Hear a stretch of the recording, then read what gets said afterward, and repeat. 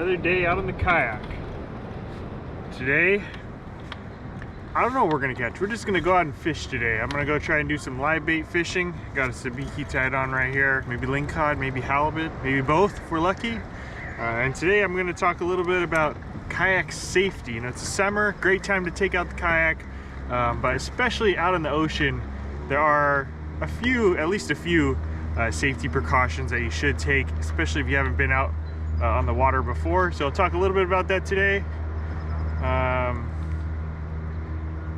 Oh, I saw a bird up ahead. I thought it was a shark, but that one was just a bird. There's definitely sharks out here somewhere, but yeah. Anyway, I've talked about gear before, but today I'm going to be a little more active, do some active teaching, I guess. I don't know, demonstrating. So yeah, we're hopping in the water today. But first, I'm gonna wait for the sun to get up, get a little warmer, and in the meantime, we're gonna go do some fishing. First thing that I haven't really talked about before, as far as safety goes, is this right here. This is the engine cutoff switch, or lanyard, or cord, whatever you want to call it. This allows the motor to turn off if I were to fall in the water. You know, if this thing pops off like this. It's got a little, I think it's a magnet in here that connects to the kayak.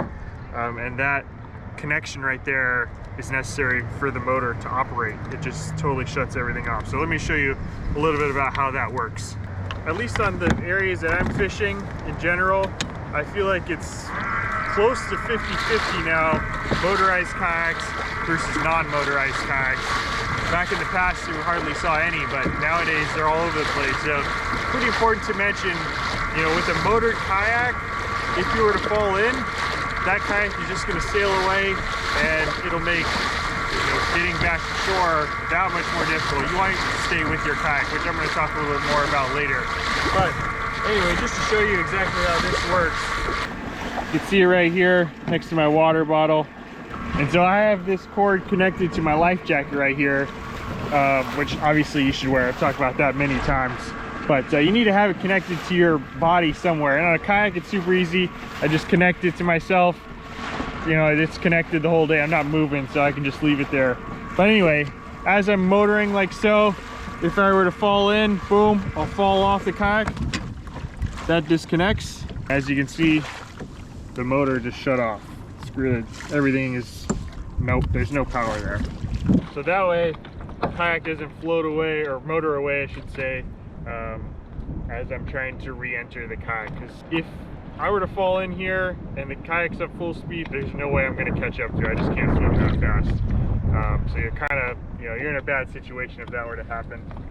So yeah, super important. If you ever see me on this kayak or my other motored kayaks, I always wear this, and if I don't, make sure you call me out on it. A lot of people have been asking me, how do I find live bait? Honestly, the easiest way to do it is to get a Jeep or a fish finder like this, sonar. Right now below me, well actually I can even just see it in the water here. So there's a lot of anchovies right here. But honestly, there's a lot of other ways to find them. You don't need a GPS to find bait. You can watch for birds. You can see there's a little anchovy. A little bit on the smaller side, but we'll take it for now. Got my bait shark right here. See what kind of live baits we can find. I'm looking for something, I'd like to find something a little bit bigger. Mackerel, smelt, maybe even a croaker or kingfish. I would take that. But for now, we'll put this in here. As long as you're paying attention to your surroundings, there's a lot of different signs that can tell you that there's bait near you. One of them being visibly seeing bait jumping, like right here.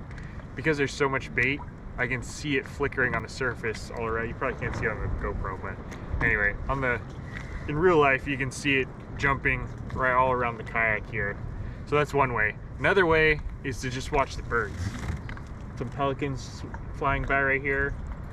If we watch those for a little bit, I bet they're gonna dive. But anyways, yeah, you can watch for birds. I would say birds are the easiest way to see if there's bait, you know, from a farther distance away, because they're so visible. And yeah, besides birds, you can also watch for whales, sea lions, dolphins. All those different animals are all looking for little bait fish for the most part. So yeah, a lot of times if you see those, you're probably a good chance that there's something else around there that would be good for bait.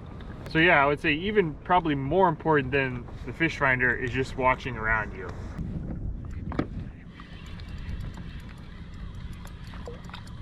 There we go. That's a good bait right there.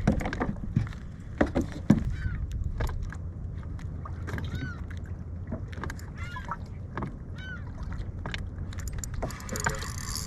Yep. Yep. So these are, oh, I got two of them. These are croaker right here. Normally, not a huge fan of these fish. They usually get in the way when we're fishing for halibut or salmon or something like that, but they do work as live bait, both for halibut and for lingcod. So I will gladly throw these in the live bait tank. The nice thing about these croaker is they're not going to get eaten up by all the other smaller rockfish and other stuff. The anchovies will definitely get eaten up by those other non-desired fish.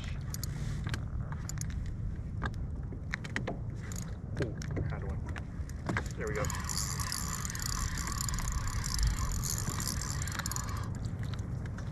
Perfect. These are perfect size too. You can hear them. I don't know if that'll show up on the GoPro audio, but anyway, that's why they call them croaker, because they're, I think that's why they call them croaker, because they croak. They like, I don't know how they do that, but they have some kind of like drum inside their head that they beat when they're in distress. Put this one in the tank. Ooh, big one. Alright, this will be for a bigger lingcod. Alright, going in the tank. Now let's go look for some big fish. We gotta go out to the reef now.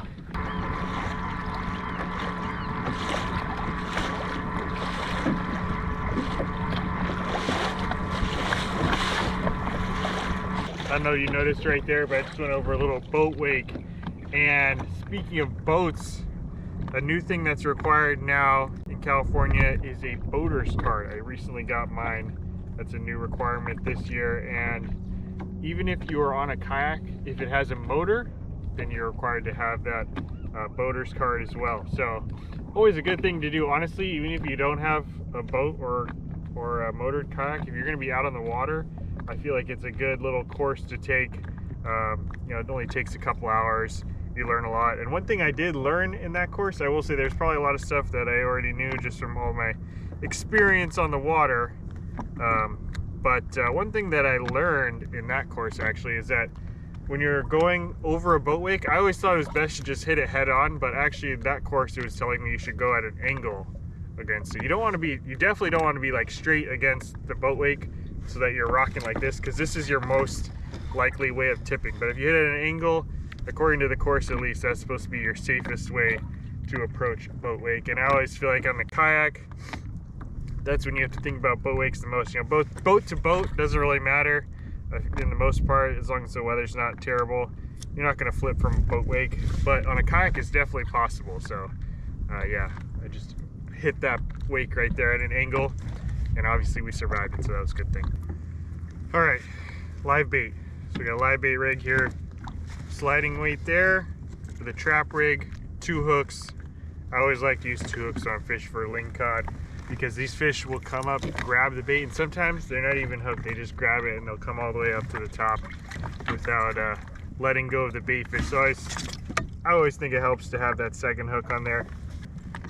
1 hook through the nose, just like that. And then 1, I like to put them in the belly. I feel like these fish will come up and bite the belly of the bait more than the top. And then we'll get that down there. All right, we just hit the bottom there. And then we want to bring it up. I like to bring it up like 5 feet or so. These lingcod will definitely come up and take the bait, you know, up off the rocks. And you don't want to be dragging on the rocks, because that's when you can get snagged up. So yeah, bring it up a little bit. And we'll just drift with the currents and the wind, and hopefully there's a fish down there. Hopefully there's a hungry fish down there.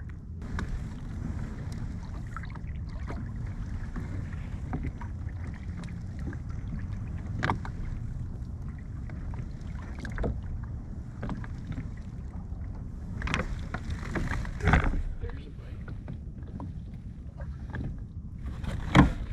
Fish.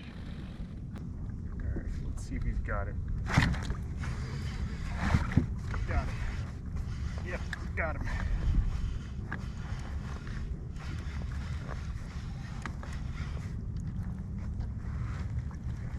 Here he is. I think that's a keeper. Close.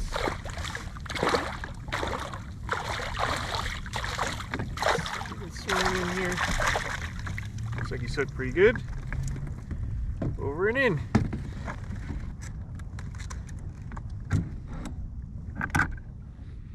Well, there he is. That is a Lingcod, kind of an apex predator down in the reefs here along the California coast. But something took a bite out of him. Look at that tail, it's missing a little piece there. Minimum size is 22 inches in order to keep. And I think this guy is going to be big enough, but we're going to double check here. Oh yeah, 23 incher. Perfect eating size.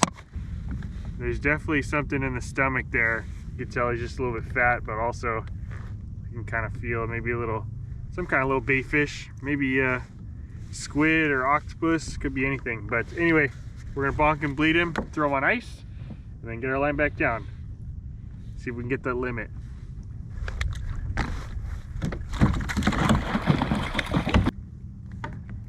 Straight out of the Lingcod's mouth. That's an octopus right there.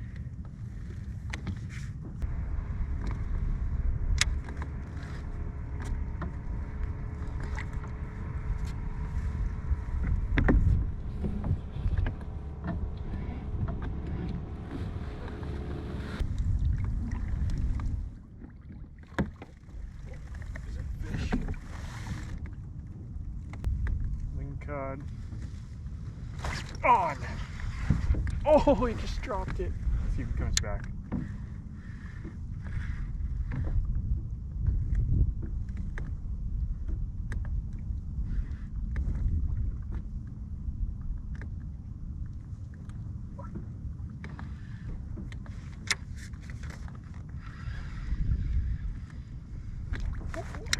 Just grabbed it. I'll let him eat it a little bit more this time. These fish are so aggressive, they'll come back for it if you give them a chance. Got him that time. Oh, he let it go again. I think he might have got my bait off of there that time. Missed that one. Definitely came back for it on the second time. He was able to strip that croaker off of there. So let's get another one back down there.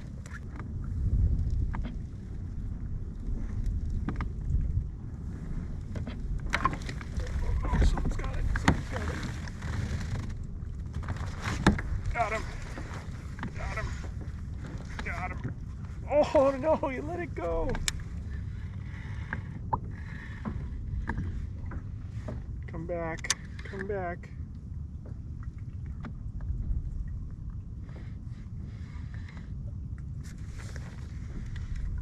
Oh, there he is again. Got him that time. Maybe I got him that time. I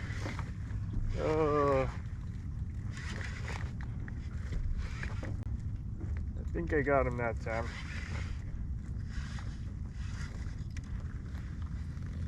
Oh, whoa. Swimming sideways. Oh, look at him go. Oh, he just let go right there. Strike two. See if third time's a charm.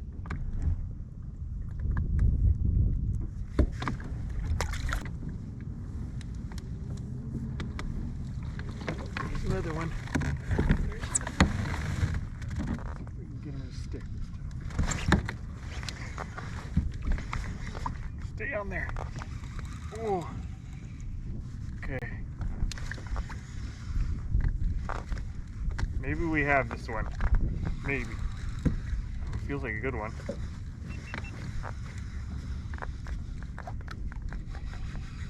Yeah. Got some weight to it. Coming up. Coming up.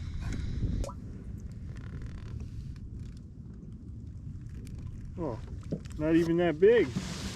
Oh, a couple good runs though. Got throwing another one.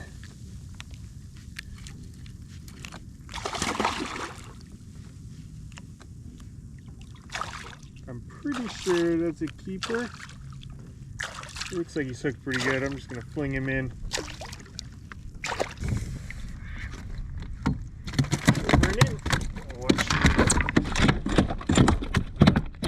Third time was the charm. Like 23 or 24, something like that. Yeah, 23, a little over 23. Awesome fish, perfect for the dinner table. Pop this hook out. There's that. Yeah, you can see they got those big teeth in there. Definitely apex predator down there. Not much to worry about if you're a Lingcod, to be honest, other than other Lingcod. These guys will cannibalize themselves if they, if a really big one came by. This Lingcod would be on the dinner table. They'd be on the menu. But yeah, other than that, you don't really need to worry about much down there as a Lingcod. Not too many predators for these guys, which is probably why they're super aggressive. Like I was showing you there, last couple fish. I think the two that I lost before this one, both of them bit it, let it go, or the hook wasn't in the mouth, and then that bait was probably floating around kind of in a daze, and then that Lingcod, I'm pretty sure, usually it's the same one coming back, boom, got it again. Unfortunately for me, those two got away, but unfortunately for this one, not so lucky. He's going on our dinner table. So that's the limit right there. So on that note, I'm gonna go give halibut a really quick try. If I get lucky, maybe I'll get one, but if not, we're gonna go in and practice some safety. Gonna get a little wet. I was hoping that the sun comes out, make it a little more bearable, but we'll see. I see sun over there. Right here we're still clouds, but yeah, either way we're gonna go try and practice some safety, whether we like it or not.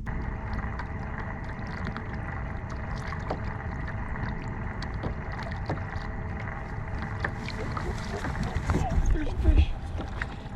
There's a fish.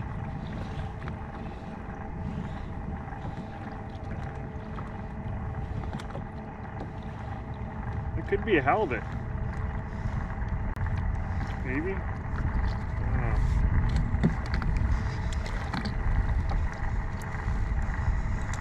Oh, whoever it was just woke up. Well, I don't think this is a rockfish, so it's got to be either a Lingcod or a halibut. Oh, that feels like a halibut. Coming up. See the weight. Oh, what the heck? Oh, it's a Lingcod, but I also have another line. Oh my gosh, what the heck is going on? Alright, so I snagged another line. Not sure where that one goes to. Wow, okay, we got a serious tangle here. Okay. Just gonna give him a quick release.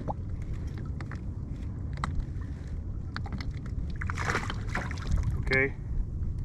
And now we gotta figure out where this line goes to and what's on the end of it.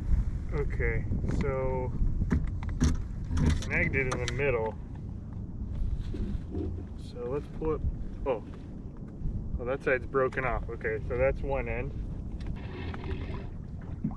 Wow, it's at such an angle. There's got to be so much of this line out there. This might take me a while to get in. All right, so worst case scenario, I'm gonna try to at least clean up all this braided line. It's at such an angle, there's got to be like, I don't know how much, there's so much line out here. So what I'm gonna try to do is it feels like it's snagged on the other end. So I'm gonna try to get right on top of it, and then if I can't pull it out, I'll just cut the line at that point. But maybe if I get on top of it, maybe I can pull it out.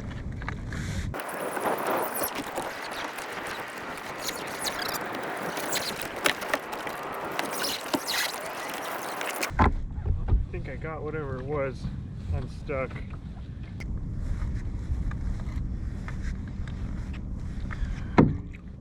There it is.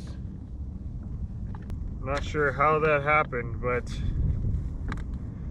someone was fishing, got snagged, it seems like, and then broke off like 300 yards of braid. Look at all this. That was all out there. So not only did I get a free weight out of it, that's nice, but I also cleaned up the ocean. Yeah, we can just toss all of this. That's why it felt so heavy. I thought I had a halibut on because I was dragging all this, and I think I was dragging that weight too. Always nice to clean up the ocean a little bit. Well, halibut didn't work, but that's okay. Still a great day fishing. Really, the target was Lingcod today, and we were able to get a nice limit of that. We also cleaned up the ocean a little bit, got rid of all this braid that was out in the water. I still don't really know how that, whoever lost that, however that happened, but anyway, it did. Now it's gone, so that's good. And now we're gonna do our kayak safety demonstration.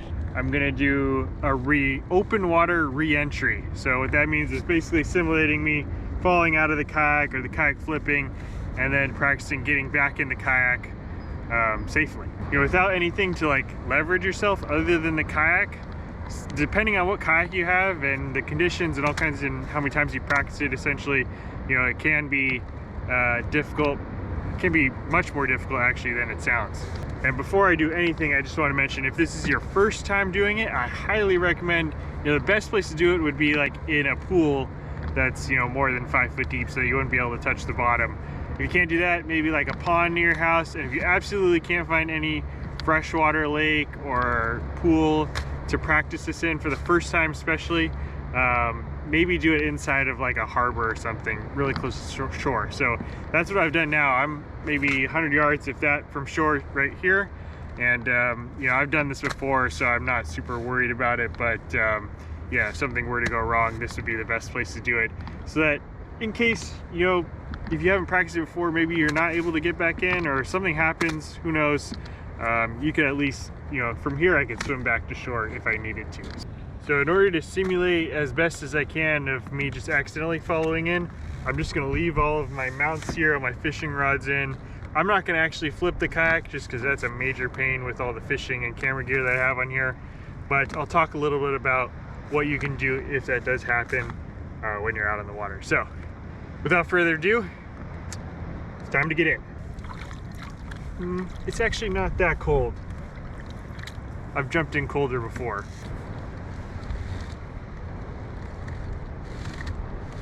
Looking around me. Hopefully no sharks. All right, let's get in the water for safety.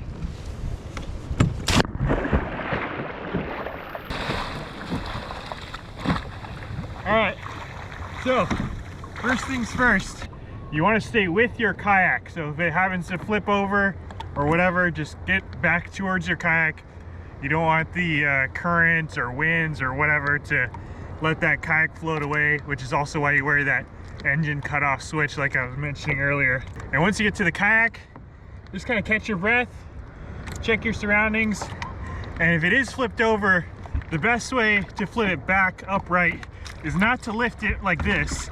There's just not enough leverage for you to do that. It's actually best to reach across to the other side of the kayak, and if there's some kind of handle or anything sticking out, we can grab onto and then pull it back this way. That's the easiest way to do it. We already have the kayak upright, so all I have to do today is get back in it. And with the life jacket on, you know, you have to wear the life jacket. Without the life jacket, it's just not safe. But with the life jacket, it makes it a little bit more challenging to get up over this railing.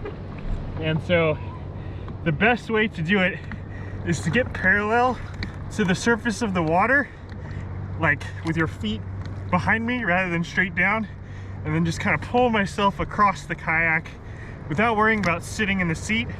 Just want to get the center of my body, like my waist, over the middle of the kayak, because without that you're just not stable enough for the kayak to stay upright while you're getting in. So let's go and do that now.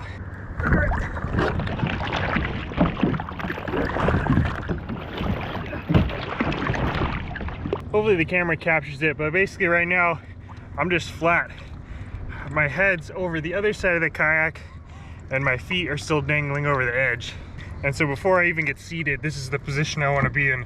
I don't want to have my head in the middle of the kayak, because then when I try to sit, all the weight's going to be on this side. I'm just going to fall right back in.